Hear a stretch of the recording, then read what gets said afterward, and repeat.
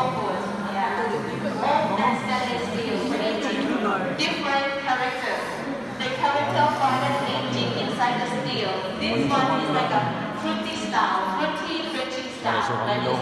But if you age them in oak, you will get more aroma. For the oak one, oaky taste, oaky aroma, the taste is more smooth.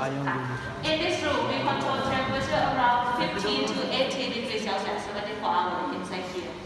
Red wine, we age them for at least 18 months. If for white and rosé, start from 8 months at least. Alright, this room you can have a look around. Afterwards, we will move to see another room. Eril, mga ka daw dyan. Hanggang kaya mo uminom.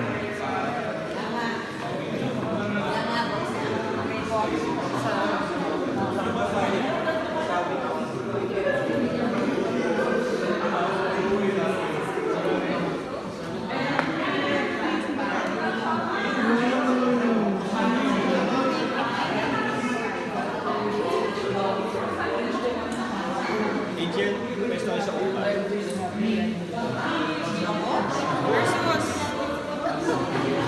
So parent.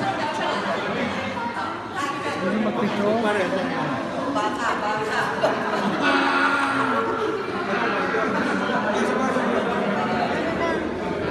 Maharangan niyo.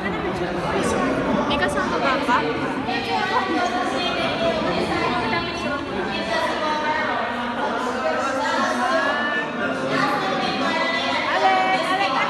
Alek. Alec, look at the terrace.